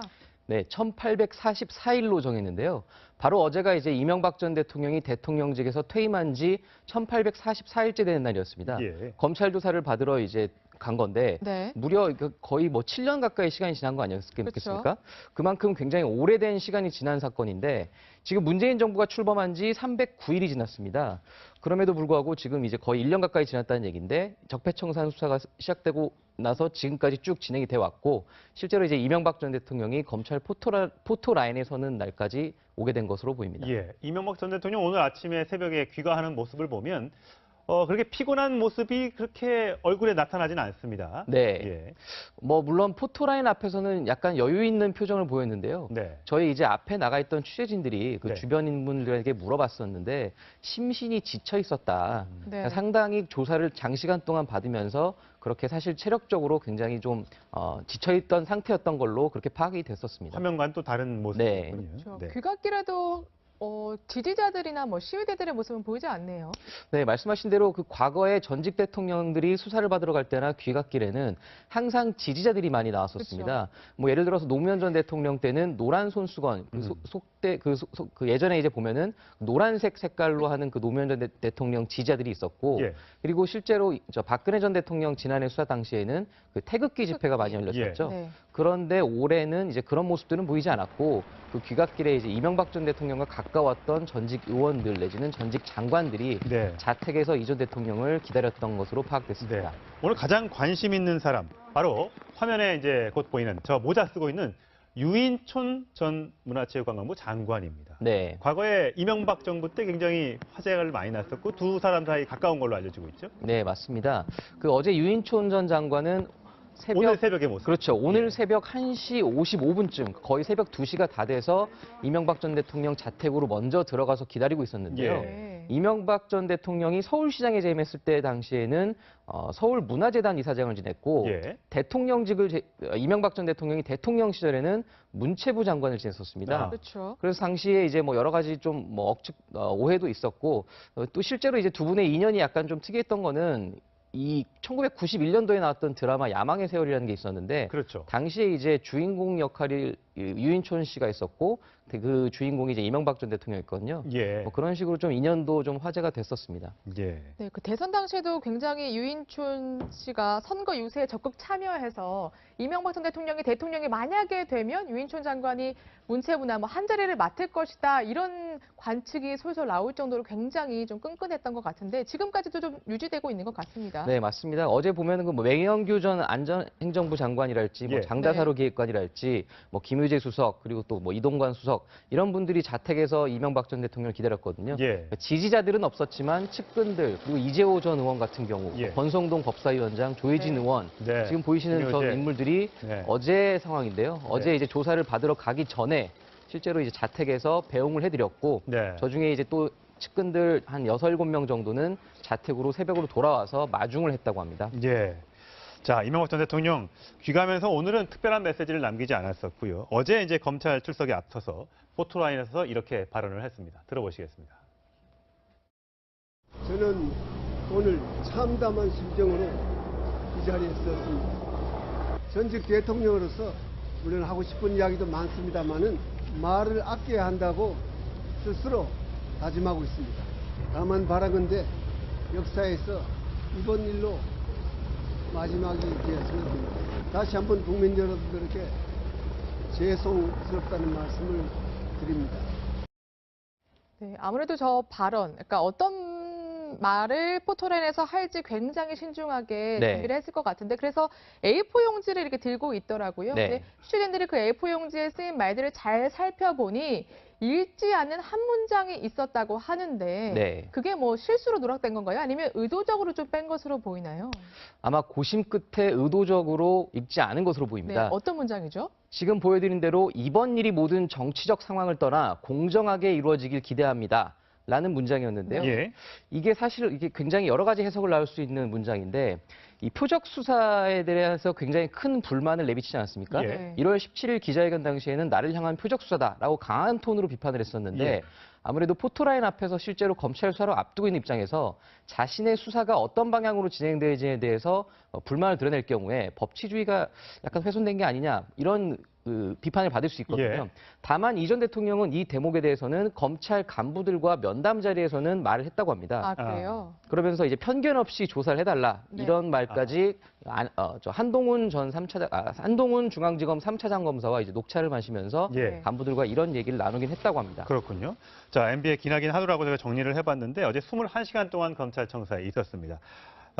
시간대별로 보자면 9시 22분 오전에 서울중앙지검에 도착을 했고요. 50분부터 조사가 시작돼서 14시간 동안 조사를 받고 오후 거의 자정이 다 된 시간에 조사는 끝났습니다. 네. 사실 그래서 새벽 1, 2시면 나올 걸로 봤는데 조서 검토 시간이 굉장히 오래 걸렸습니다. 네, 이유가 맞습니다. 뭡니까? 그 조서 검토를 하는데 시간이 오래 걸리는 이유는 이게 바로 법정에서 증거로 제출되기 때문입니다. 그만큼 본인의 어떤 인정 내지는 불인정, 이 뉘앙스, 단어 하나 가지고도 법원에서는 굉장히 이거를 의미를 부여를 하거든요. 예. 그렇기 때문에 문서로 남겨지는 기록에 대해서 굉장히 민감하게 검토를 한 겁니다. 예. 그리고 아까 저 조사의 14시간을 조금 더 세분화시켜서 설명을 해드리면 예. 전반부에는 다스 관련 의혹에 대해서 7시간 가까이 조사를 했고 예. 그리고 후반부에는 나머지 뇌물수수 의혹에 대해서 7시간 가까이 조사를 했습니다. 예. 네. 그 중간에 이제 점심시간과 저녁시간이 1시간씩 있었고요. 예. 그렇게 해서 총 14시간 중에 절반씩 진행을 한 건데 네. 지금 보이시는 것처럼 이명박 전 대통령은 변호인들 4명이 돌아가면서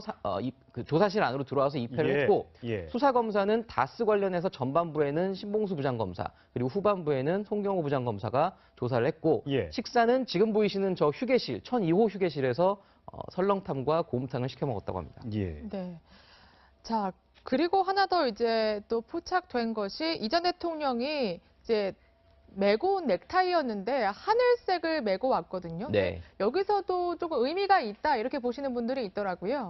네, 뭐 일부 이제 정치권에서 나온 얘기인데요. 이 하늘색 넥타이가 사실 2007년 대선 과정부터 이명박 전 대통령의 어떻게 보면은 뭐라고 할까? 상징적인 색깔로 이제 자리매김했었는데요. 예. 지금 화면처럼 대선에서 승리했을 당시에도 하늘색 넥타이를 착용했었고, 그러네요. 그리고 재임 시절에 오바마 전 미국 대통령과 정상회담을 했을 때도 하늘색 넥타이를 나란히 메고 나왔던 장면이 있었거든요. 네. 예. 그래서 어제도 저 하늘색 넥타이를 보고 정치권에서는 그만큼 이 전 대통령이 어제 조사 당일을 굉장히 신경 쓰고 있었던 게 아니겠느냐 예. 이런 해석들이 나왔습니다. 자, 먼저 이 앞에 1844일을 먼저 짚어봤고요. 키워드, 두 번째 키워드도 있습니다. 어떤 겁니까? 네, 두 번째 키워드는 다스는 누구 것이라고 정해봤습니다. 정말 궁금합니다. 네. 뭐 지난해 국정감사 때부터 꾸준히 나왔던 얘기였죠. 다스는 누구 겁니까? 결국 이명박 전 대통령에 대한 혐의도 가장 중요하고 이명박 전 대통령 혐의가 출발점이 다스에서 시작되고 있습니다. 네. 그래서 신봉수 부장검사가 조사가 처음 시작되자마자 다스 관련 혐의에 대해서 질문을 하기 시작했던 거고요. 예. 네. 하지만 이명박 전 대통령은 결국 내 건 아니다. 네. 뭐 이상은 회장의 것이라는 취지로 본인과는 관계없는 회사라는 취지로 답변을 했다고 합니다. 예. 그래서 지금 혐의가 이제 다스에서 시작돼서 나머지 차명재산 내지는 비자금, 횡령, 조세포탈까지 이어지는 혐의들이 예. 있거든요. 이거에 대해서도 이명박 전 대통령은 모두 부인을 하는 취지로 답변을 한 것으로 알려졌습니다. 네, 그러니까 지금 다스 관련해서도 혐의가 여러 가지잖아요. 예를 네. 들어서 이제 차명재산 의혹도 있고, 그리고 소송비용 대납도 있고, 그 밖에도 뭐 다른 의혹들도 있는데 다 전부 부인을 했다고 보면 되는 건가요? 네, 맞습니다. 또 특히 움직일 수 없는 물증이 있는 사건이 있었죠. 네. 바로 그 다스 관련해서 그 기록물들이 영포 빌딩 지하 2층에서 그렇죠. 발견된 건데 네. 이거에 대해서도 이명박 전 대통령은 실무적인 차원에서 일어났던 실수 같다. 네. 나는 전혀 관여한 바도 없고 전혀 모르고 있었다. 이런 취지로 한마디로 그 모르쇠 전략으로 일관했다고 볼 수 있겠습니다. 네, 하여튼 뭐 혐의별로 따지면 나와는 무관한 재산이다. 그다음에 삼성 소송비용 대납은 수사 이전까지는 몰랐던 일이다. 네. 네, 그리고 국가정보원 특수활동비 이제 수수 관련해서는 지시하거나 보고받은 적이 없다. 내가 어떻게 국정원 돈을 갖다 쓰느냐 이렇게 또 부인을 했다고 하고요. 민간 영역에서 뇌물을 받았다는 의혹에 대해서는 나와는 무관하다. 측근들의 일탈까지는 내가 책임 못 지겠다. 뭐 이렇게 얘기를 했다고 합니다. 그러면 단 한 가지도 인정을 안 한 거예요? 뭐 아마 14시간을 조사받았는데? 뭐 예를 들어서 모든 사실관계를 부인하진 못했을 겁니다. 예. 왜냐하면 검찰이 수사 과정에서 단순하게 이런 혐의를 추궁하는 게 아니라 실제로 앞서 조사에서 관련자들 내지는 피의자들의 진술과 물증을 함께 제시하는 거거든요. 그래서 이명박 전 대통령은 어제 조사에서 뭐 김백준 전 기획관이랄지 이런 측근들의 진술을 전해 듣고 나서 정말 그런 진술을 받았느냐, 그럴 리가 없다 이런 식으로 부인하면서 그 측근들의 진술에 대해서 사실이 아니라는 취지로 혐의를 부인했다고 합니다. 예. 네, 이 전 대통령 어쨌든 대부분의 혐의를 부인하는 것으로 알려졌습니다. 그렇다면 정치권에서는 이 부분에 대해서 오늘 아침에 어떻게 반응을 했는지 잠시 살펴보고 돌아오겠습니다. 자유한국당은 이명박 전 대통령의 검찰 수사에 대해서 어떤 경우든 법 앞에 만인은 평등하고 또 그 법은 어떤 경우도 정치적 의도와 국민적 감정만을 가지고 법의 잣대는 이루어질 수 없기 때문에 오로지 검찰의 공정한 수사와 앞으로 결정에 따라서 저희들은 그 결정을 존중하겠습니다. 어제만 해도 민주당 추미애 대표는 범죄 혐의가 너무 많다라고 해서 네. 굉장히 비판을 했는데 오늘 아침 회의에서 저희가 민주당 관련된 발언을 좀 들어보려고 했는데 그 발언을 좀 자제하는 그런 모습을 보였습니다. 네, 아무래도 이명박 전 대통령의 이제 검찰 조사가 실제로 이루어졌고 이제 신병 처리가 그 초유의 관심사로 떠오른 예. 만큼 괜히 정치권에서 자극을 할 필요는 없다라는 판단한 것 같은데요. 네.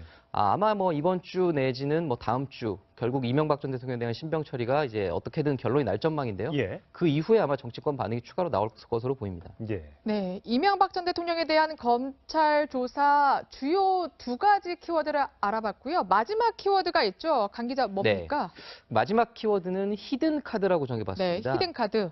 네, 이 키워드를 정한 이유는 이제 검찰이 이명박 전 대통령에 대한 직접 수사를 마치지 않았습니까? 하지만 이명박 전 대통령은 모든 혐의를 부인했습니다. 그렇죠. 그러면 검찰이 선택할 수 있는 방향은 이대로 검찰의 재판에 넘기느냐, 내지는 이명박 전 대통령에 대해서 혐의를 보강 수사해서 넘기느냐. 네. 그런데 이제 후자로 가게 될 경우에는 지금까지 이명박 전 대통령 측에서 예측하지 못했던 그런 사건들이 실제로 수사 선상에 올랐다는 걸 이제 언론에 보도될 수 있거든요. 네. 예컨대 어제만 해도 김윤옥 여사에 대한 의혹이 보도가 됐었습니다. 어떤 겁니까? 그 김윤옥 여사가 이제 그 과거에 이팔성 전 우리금융지주 회장이 네. 그 사위죠. 이상주 삼성전자 전무를 통해서 수억 원을 전달했다라는 의혹이 이제 보도가 됐는데 이상주 전무의 입장을 듣기 위해서 저희가 여러 차례 접촉을 해봤지만 본인과는 실제로 저희가 통화를 하지 못했고 다만 변호인 측에서는 부인하는 취지로 답변했습니다. 네. 그런데 중요한 건 검찰의 반응인데요. 예전에 김윤옥 여사와 관련됐던 혐의가 원래 김희중 전 부속실장이 10만 달러를 건넸다. 국정원 특수활동비 10만 달러를 건넸다는 의혹이 제기됐을 때만 해도 김윤옥 여사에 대한 소환 조사 계획이 없다라고 단호하게 말했었습니다. 네. 하지만 어제 이 첫 보도가 나온 이후에 검찰에서는 이런 진술을 확보하고 수사 중인 건 맞다. 그러니까 마치 이게 전체가 틀렸다라는 취지는 아니었거든요. 예. 그러니까 이명박 전 대통령에 대한 수사가 그리고 이제 조사가 끝났기 때문에 실제로 이제 조서 내용들을 검토를 해보고 이명박 전 대통령 복당을 결정을 내리기에는 그런 이유 때문에 또 부담이 되는 겁니다. 아직까지 물론 본인은 아니라고 하지만 네. 자꾸만 굴러가는 게 이슈가 되다 보면 당에 부담이 된다. 봐주기 아니냐 이런 좀 그 공격도 올 수가 있고요. 예. 또 하나는 정봉주 전 의원 사태가 지금 보아하니 장기화될 것처럼 보이거든요. 예. 계속해서 추가 폭로가 나오고 있고 법적 고소가 이어지면서 장기화될 것 같으니까 네. 좀 그런 것도 있고 마지막으로는 민주당이 그동안은 이 성범죄에 대해서만큼은 불관용 원칙을 고수하겠다 그랬죠. 얘기를 한 적이 있어요. 네. 그렇기 때문에 좀 이렇게 엄하게 엄한 기준으로 봐야 된다 이런 생각을 하고 있는 것 같습니다. 자, 일단 정봉주 전 의원과 이 닉네임 민국파의 이름을 공개했으니까 저 소개를 해드리면 정대일 씨인데 네. 이 두 사람이 계속해서 이제 SNS 등을 통해서 이제 맞붙고 있는 거잖아요. 정봉주 전 의원은 서울시장 캠프 준비 중에 이 자필 반성문을 제출하면서 용서를 빌었던 사람이다라고 얘기를 하고 있는 반면에 이 정대일 씨는 지난 12월 10일 지난해겠네요. 정 전 의원이 카페 운영 도와달라고 부탁을 했고 강퇴 상황에서 어떻게 돕냐 이렇게 물으니까 뭐 짧은 반성 메시지 하나 보내달라고 했다. 이렇게 이제 주장을 하면서 이쪽 부분에 대한 것도 굉장히 지금 첨예하게 맞붙어 있어요. 누구 말이 맞는지 모르겠습니다. 네, 그러니까 추가 폭로를 닉네임 민국파가 하니까 이제 자필 반성문까지 제출했던 사람 이렇게 예. 공격을 하고 싶었던 것 같은데요. 그 자필 반성문이 이 내용이라는 얘기죠? 네, 예. 그러니까 이제 사면을 받고 복권을 받고 나서 이제 카페 운영할 사람이 필요했던 모양이에요. 네. 그래서 좀 그 부탁을 했더니 지금 강퇴 상황이니까 어떻게 해야 되냐 물었더니 이제 뭐 짧은 반성 메시지 하나 정도 보내라 이런 문자 내용을 네. 공개하면서 뭐 그 정도 내용이지 자기가 엄청 잘못한 것처럼 하는 건 뭐 이렇게 사실이 아니다는 취지로 이야기한 것 같습니다. 예. 자, 정봉주 전 의원의 이 복당 신청이 어떻게 받아들여질지 여부는 조금 더 시간을 두고 좀 지켜봐야 할 것 같습니다. 네. 안희정 전 충남지사 얘기로 넘어가 보도록 하겠습니다. 어제 두 번째 피해자라고 주장하는 여성이 변호사를 통해서 이 고소장을 제출했는데요. 그 장면 보시겠습니다. 여러 개라서 제가 하나하나 다 말씀드리기가 좀 그렇네요. 저희 유력추행, 유력가는 강제추행 포함되어 있고요. 죄명은 3개고요. 범죄 사실은 7개가 맞습니다. 거기까지 말씀드릴게요. 자, 김지은 씨와는 다른 점이요. 강제 추행 혐의가 포함되는데 이 부분을 포함시킨 게 이제 폭력이나 협박 이런 게 있었다는 얘기인가요? 네, 그렇습니다. 지금 나머지는 공통적으로 김지은 씨와 똑같이 겹쳐지는 부분인데요. 새로 네. 들어간 게 강제 추행 부분입니다. 예. 이것을 보면요. 폭행 또는 협박이 있으면 인정이 되는 부분인데 네. 인정이 되면 10년 이하의 징역까지 나올 수도 있는 그런 예. 죄명입니다. 예. 그러니까 반항이 어려울 정도의 폭행이나 협박이 있다면 인정이 된다는 건데 지금 보시면 이제 상하 관계가 있지 않습니까? 예. 상급자였고 또 A씨 피해 여성 주장하는 여성이 더 좋은 민주주의 연구소의 직원이었기 때문에 예. 상급자 하급자의 관계로서 봤을 때 이런 점들을 어느 정도 이야기를 했기 때문에 이런 강제추행 혐의도 포함시킨 것으로 보입니다. 사실 그동안 뭐 여러 차례 안희정 전 지사 측에서는 이게 그냥 합의하에 또는 사랑하는 사이였다라고 주장을 하고 있기 때문에 만약 이 부분까지 사실로 드러난다면 안 전 지사의 도덕성에는 큰 타격이 될 수밖에 없을 텐데요. 그렇죠. 네. 자, 이 두 사람이 각각 성폭력을 당했다고 주장하는 시점이 교묘하게 좀 다르다면서요. 네, 겹치지는 않습니다. 예. 그러니까 최초 폭로자인 김지은 씨는 2017년 7월, 작년 7월부터 올해 2월까지로 이야기를 했는데 예. 두 번째 피해자는 그 전입니다. 2015년 10월부터 2017년 1월까지라서 사실상 그래픽이 나가니까 먼저요. 김지은 씨가 4차례 성폭행을 당했다고 주장하는 시점이 작년 7월과 8월, 9월, 그러니까 석 달 내리였고요. 네. 올해 2월 25일 날 마지막으로 당했다고 얘기를 했습니다. 그렇습니다. 근데 반면에 이제 A 씨, 두 번째 피해자는 지금 보면은 2015년 10월부터 예. 4차례 성추행은 있었는데 네. 2015년 충남이나 서울 근교에서 식당 이런 데서 추행을 당했다 이렇게 네. 주장을 하고 있고요. 예. 또 그 성폭행 관련해서는 3차례 있었는데 예. 서초 호텔, 서울 중구 호텔, 또 서울 여의도 호텔에서 다 호텔이네요. 네, 이렇게 성폭행을 당했다 이런 주장이 있습니다. 그러니까 2015년부터 2016년까지는 A 씨와 이런 그 관계가 있었던 걸로 네. 성폭력이 있었던 걸로 지금 피해자가 주장을 하고 있고 그렇죠. 김지은 씨는 그 이후인 2017년 이렇게 그렇습니다. 된다는 얘기죠. 네. 네. 자, 이 안희정 측은 어쨌든 해명을 제가 소개시켜드리지 않을 수가 없기 때문에 이렇게 해명을 해왔습니다. A 씨 또 김지은 씨와는 마찬가지로 좋은 감정 갖고 만났던 사이다. 구체적인 만남은 세세하게 기억하지 못한다. 이렇게 밝혀왔습니다. 안희정 전 지사가 언제쯤, 이르면 이번 주말쯤 소환될 예정이라고 하니까 그 내용도 좀 지켜봐야 될 것 같고요. 자, 마지막 인물로 박수현 전 청와대 대변인. 네.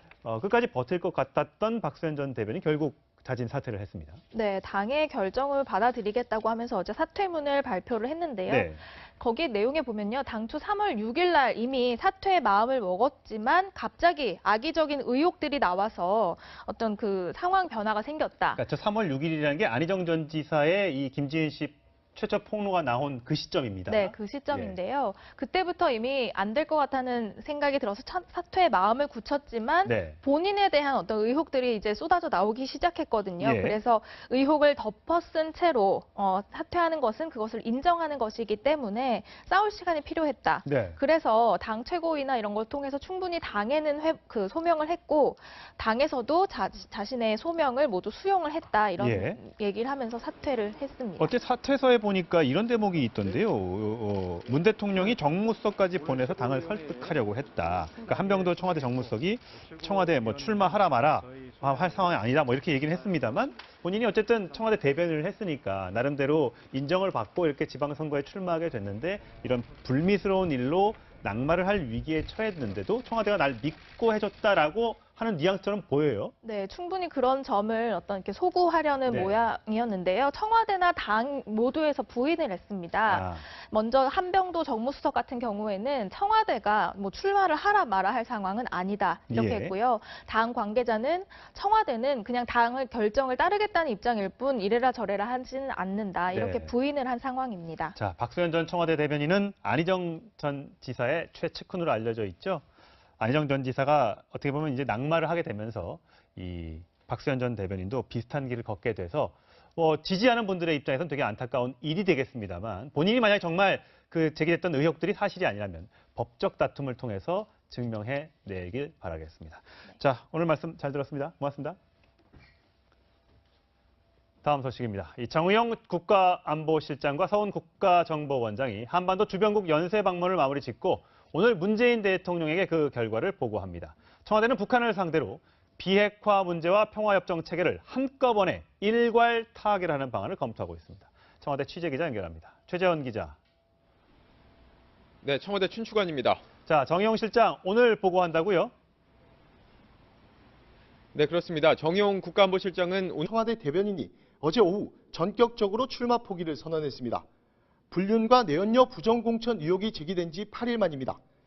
박수현 전 대변인은 더러운 의혹을 덮어쓴 채 사퇴하면 그대로 인정하는 것이라 싸울 시간이 필요했다며 사퇴를 미룬 이유를 설명했습니다. 사퇴와는 별개로 법의 심판을 통해 명예를 되찾겠다고도 밝혔습니다. 민주당은 문재인 정부의 성공을 위한 희생과 헌신이라며 박 예비후보의 결단에 감사하다고 밝혔습니다. 지금까지 국회에서 전해드렸습니다. 네, 미투가 이 지방선거 정치권에 미치는 파장도 적지 않습니다. 6.13 지방선거를 꼭 90일 앞두고 정권 심판론을 내건 자유한국당이 광역단체장 후보 면접을 시작했습니다. 네, 가장 먼저 선거 준비에 뛰어들었지만 고민도 많아 보입니다. 박준혜 기자의 보도입니다. 앉았다 섰다 두리번거리고 농담인 듯 농담 아닌 신경전도 주고받습니다. 면접 시험처럼 어떤 거 얘기 지금? 말하는 되게 좋았어. 기념 촬영 때도 눈치를 살피더니 면접장에 들어서서는 너나 할 것 없이 90도 인사로 바쁩니다. 자유한국당이 전국 17개 시도 광역단체장 후보 면접을 시작으로 공천채비에 나섰습니다. 하지만 당내 유력 후보들 상당수가 공천 면접 대상에서 빠졌습니다.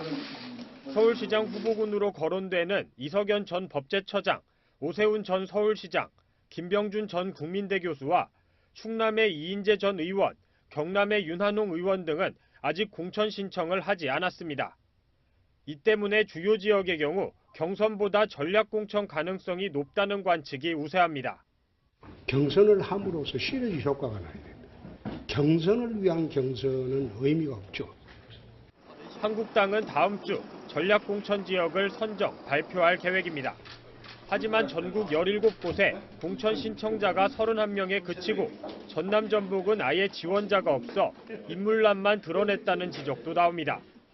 채널A 뉴스 박준회입니다. 네, 정치인이 자기가 쓴 책을 파는 일은 때때로 액수를 공개할 필요가 없는 기부금 창구로 간주되곤 했습니다. 6.13 지방선거를 앞두고 요즘도 출판 기념회가 성황을 이루고 있는데요. 하지만 조심조심하는 기색이 엿보입니다. 김민재 기자가 취재했습니다.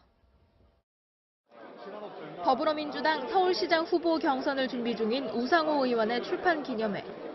누가 얼마를 내는지 볼 수 있도록 개방된 모금함을 놓았습니다. 경쟁자인 박영선 의원은 서점에서 행사를 열어 정가에 계산하도록 했습니다. 경기도지사에 도전하는 전해철 의원은 아예 책 판매대를 없앴습니다. 정치인들의 출판 기념회는 그동안 정가보다 더 비싸게 팔아도 수익을 신고할 의무가 없어서 정치 자금을 모으는 수단으로 악용됐습니다.